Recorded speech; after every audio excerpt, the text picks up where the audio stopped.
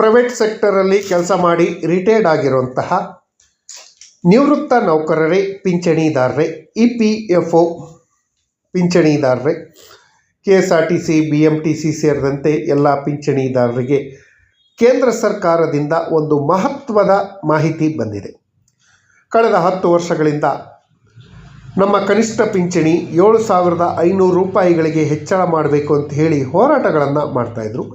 ಈ ಹೋರಾಟಗಳಿಗೆ ಕೇಂದ್ರ ಸರ್ಕಾರ ಏನು ಉತ್ತರ ಕೊಟ್ಟಿದೆ?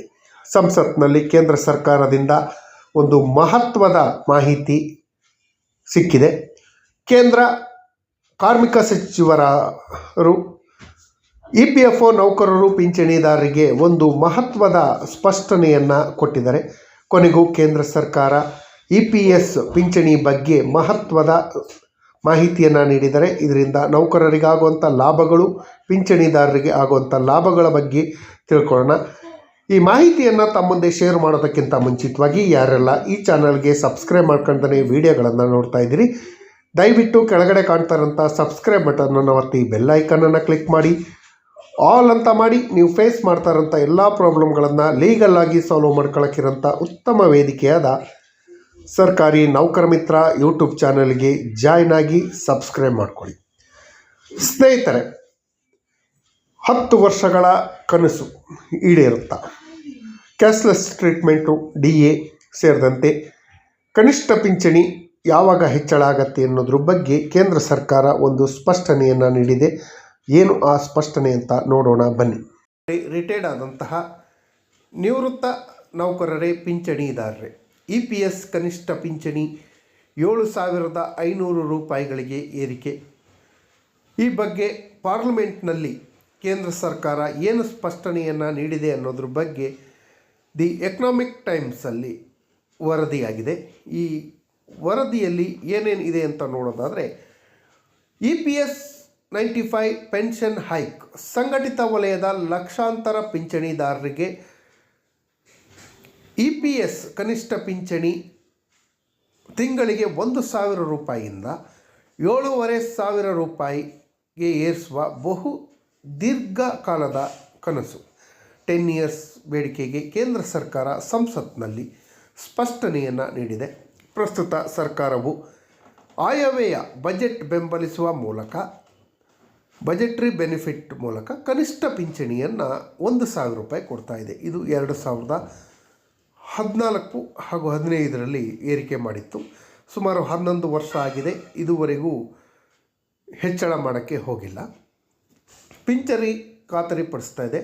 ಪಿಂಚಣಿ ನಿಧಿಯ ದೀರ್ಘಕಾಲೀನ ಆರ್ಥಿಕ ಸ್ಥಿರತೆ ಹಾಗೂ ನಿಯಮಾವಳಿಗಳನ್ನು ಪರಿಶೀಲಿಸಿ ಮುಂದಿನ ಕ್ರಮ ಕೈಗೊಳ್ಳಲಾಗುವುದು ಅಂತ ಹೇಳಿ ಕೇಂದ್ರ ಸರ್ಕಾರದ ಕಾರ್ಮಿಕ ಸಚಿವಾಲಯ ಸ್ಪಷ್ಟಪಡಿಸಿದೆ, ಸಂಸತ್ನಲ್ಲಿ ಸ್ಪಷ್ಟವನ್ನು ಪಡಿಸಿದೆ. ಸಂಘಟಿತ ವಲಯದ ಉದ್ಯೋಗಿಗಳು ಮತ್ತು ಪಿಂಚಣಿದಾರರ ಹಲವಾರು ವರ್ಷಗಳ ಬೇಡಿಕೆ ಕನಿಷ್ಠ ಪಿಂಚಣಿ 1,000 ರೂಪಾಯಿಯಿಂದ 7,500 ರೂಪಾಯಿಗೆ ಏರಿಸಬೇಕು ಅಂತ ಹೇಳಿ ನಿರಂತರವಾಗಿ ಹೋರಾಟವನ್ನು ಮಾಡ್ತಾಯಿದ್ದಾರೆ, ನಿರಂತರ ಆಗ್ರಹವನ್ನು ಮಾಡ್ತಾಯಿದ್ದಾರೆ. ಈ ಕುರಿತು ಸಂಸತ್ನ ಲೋಕಸಭೆಯಲ್ಲಿ ಕೇಂದ್ರ ಸರ್ಕಾರ ಸ್ಪಷ್ಟನೆಯನ್ನು ನೀಡಿದೆ. ಪ್ರಸ್ತುತ ನೀಡಲಾಗುತ್ತಿರುವಂತಹ ಪಿಂಚಣಿ ಸೌಲಭ್ಯ ಹಾಗೂ ಪಿಂಚಣಿ ನಿಧಿಯ ಸ್ವರೂಪವನ್ನು ಇಲ್ಲಿ ವಿವರಿಸಿ ಹೇಳಿದ್ದಾರೆ. ಕನಿಷ್ಠ ಪಿಂಚಣಿ ಹೆಚ್ಚಳಕ್ಕೆ ಒತ್ತಾಯಿಸಿ ಆಗಸ್ಟ್ 5ರಂದು NSA ನೇತೃತ್ವದಲ್ಲಿ ದೆಹಲಿಯಲ್ಲಿ EPS 95 national aggregation committee NSC ವತಿಯಿಂದ ಬೃಹತ್ ಪ್ರತಿಭಟನೆಯನ್ನು ನಡೆಸಲಾಗಿತ್ತು. ಹಣದುಬ್ಬರಕ್ಕೆ ಅನುಗುಣವಾಗಿ ಪಿಂಚಣಿಯನ್ನು ಏರಿಸಬೇಕು ಅಂತ ಹೇಳಿ ಸರ್ಕಾರವನ್ನು ಆಗ್ರಹಿಸಲಾಗಿತ್ತು. ನಂತರ ಆಗಸ್ಟ್ 10ರಂದು ಸಂಸತ್ನಲ್ಲಿ ಸಂಸದರಾದ ರಾಮವೀರ್ ಸಿಂಗ್ ಬಿದೋರಿ ಅವರು ಕೂಡ ಈ ವಿಚಾರವನ್ನು ಪ್ರಸ್ತಾಪಿಸಿದರು.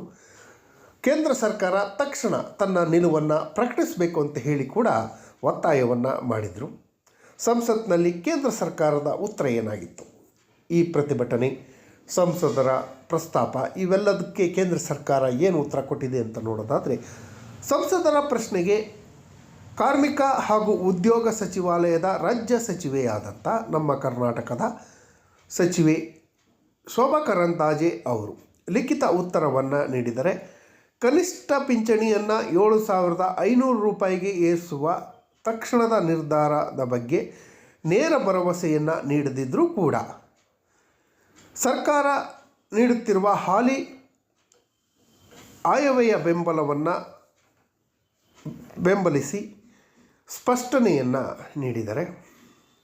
ಇಲ್ಲಿ ಕೊಡ್ತೀನಿ ಅಂತಲೂ ಹೇಳಿಲ್ಲ, ಕೊಡಲ್ಲ ಅಂತಲೂ ಹೇಳಿಲ್ಲ, ಸ್ಪಷ್ಟವಾಗಿ ಯಾವುದನ್ನು ತಿಳಿಸಿಲ್ಲ.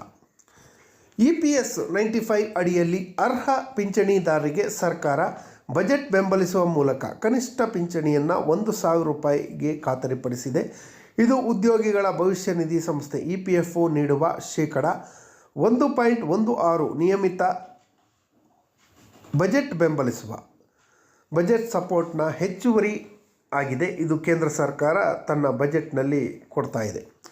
EPS 95 ಪಿಂಚಣಿ ನಿಧಿ ಹೇಗೆ ಕಾರ್ಯನಿರ್ವಹಿಸುತ್ತೆ ಅಂತ ನೋಡೋದಾದರೆ, ಕೇಂದ್ರ ಸಚಿವರು EPS ನಿಧಿಯ ಜಮಾ ಸ್ವರೂಪ ಹಾಗೂ ಕಾರ್ಯವೈಖರಿಯನ್ನು ಕೂಡ ಇದೇ ವೇಳೆಯಲ್ಲಿ ವಿವರಿಸುವಂಥ ಕೆಲಸವನ್ನು ಮಾಡಿದ್ದಾರೆ.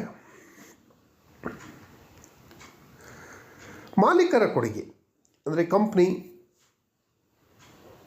ಕೊಡುಗೆ, ಎಂಪ್ಲಾಯರ್ ಕಾಂಟ್ರಿಬ್ಯೂಷನ್, ಉದ್ಯೋಗಿಯ ಮೂಲ ವೇತನದ ಶೇಕಡ 8.33% ಕೊಡುತ್ತೆ. ಕೇಂದ್ರ ಸರ್ಕಾರದ ಕೊಡುಗೆ ಸೆಂಟ್ರಲ್ ಗೌರ್ಮೆಂಟ್ ಕಾಂಟ್ರಿಬ್ಯೂಷನ್ ವೇತನದಲ್ಲಿ ಗರಿಷ್ಠ 15,000 ರೂಪಾಯಿ ಸೀಲಿಂಗಿಗೆ 1.16% ಕೊಡ್ತಾ ಇದೆ. ಈಗ ಕೇಂದ್ರ ಸರ್ಕಾರ ಮೊನ್ನೆ ಮಾಡಿರೋ ಆದೇಶದ ಪ್ರಕಾರ 15,000 ರೂಪಾಯಿ ಇರೋದನ್ನು 25,000 ರೂಪಾಯಿಗಳಿಗೆ ಹೆಚ್ಚಳ ಮಾಡಿದೆ. ಇದರಿಂದ ಹೆಚ್ಚುವರಿ ಪಿಂಚಣಿ ಕೂಡ ಸಿಗುತ್ತೆ.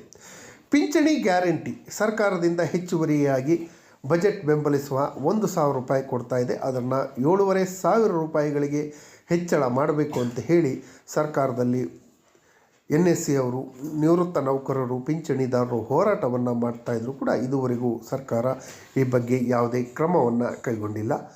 EPS 95 ಪ್ಯಾರಾ 32 ಅಡಿಯಲ್ಲಿ ವಾರ್ಷಿಕ ಮೌಲ್ಯಮಾಪನವನ್ನು ಮಾಡ್ತಾರೆ. ಈ ಬಗ್ಗೆ CBT ಸಭೆಯಲ್ಲಿ ಕೂಡ ಚರ್ಚೆಗಳು ಆಗತ್ತೆ. ನೌಕರರ ಹಾಗೂ ಪಿಂಚಣಿದಾರರ ಪ್ರಮುಖ ಬೇಡಿಕೆಗಳು ಏನು ಅಂತ ಹೇಳಿದರೆ, ಪ್ರಸ್ತುತ ನೀಡುತ್ತಿರುವಂತಹ 1,000 ರೂಪಾಯಿ 1,000 ರುಪೀಸ್ ಮಿನಿಮಮ್ ಪೆನ್ಷನ್ನನ್ನು ಏರುತ್ತಿರುವ ಬೆಲೆ ಏರಿಕೆ, ಅಖಿಲ ಭಾರತ ಬೆಲೆ ಏರಿಕೆ ಸೂಚ್ಯಂಕದ ಆಧಾರದಲ್ಲಿ 7,500 ರೂಪಾಯಿಗಳಿಗೆ ಹೆಚ್ಚಿಸಬೇಕು ಅಂತ ಹೇಳಿ ಕೇಳ್ಕೊಂಡಿದ್ದಾರೆ. ಅದು ಕೂಡ ಕೇಂದ್ರ ಸರ್ಕಾರದ ಪರಿಶೀಲನೆಯಲ್ಲಿ ಇದೆ. ತುಟ್ಟಿ ಭತ್ಯೆ ಡಿಯರೆನ್ಸ್ ಅಲವೆನ್ಸ್ DA ಪಿಂಚಣಿಯಾಗಿ ಹೆಚ್ಚುವರಿಯಾಗಿ ಕಾಯಂ ಪಿಂಚಣಿ ಪಡೆಯುತ್ತಿರುವವರಿಗೆ ತುಟ್ಟಿ ಭತ್ಯೆಯನ್ನು ಸೇರಿಸೋದು ಕೂಡ ಸೇರ್ಕೊಂಡಿದೆ. ಒಂದು 4% DAಯನ್ನು ಸೇರಿಸಬೇಕು ಅಂತ ಹೇಳಿ ನೌಕರರ ಪ್ರಮುಖ ಬೇಡಿಕೆಯಾಗಿದೆ. ಅದರ ಜೊತೆಯಲ್ಲಿ ಪಿಂಚಣಿದಾರರು ಉಚಿತ ವೈದ್ಯಕೀಯ ಸೌಲಭ್ಯ, EPS ಪಿಂಚಣಿದಾರರು ಅವರು ಜೀವಿತ ಸಂಗಾತಿ ಅವರ ಹೆಂಡತಿಗೆ ಸಂಪೂರ್ಣವಾಗಿ ಉಚಿತ ಚಿಕಿತ್ಸಾ ವ್ಯವಸ್ಥೆಯನ್ನು ಮಾಡಬೇಕು, ಕ್ಯಾಶ್ಲೆಸ್ ಟ್ರೀಟ್ಮೆಂಟ್ ಕೊಡಬೇಕು ಅನ್ನೋ ಕೂಡ ಬೇಡಿಕೆ ಇದೆ.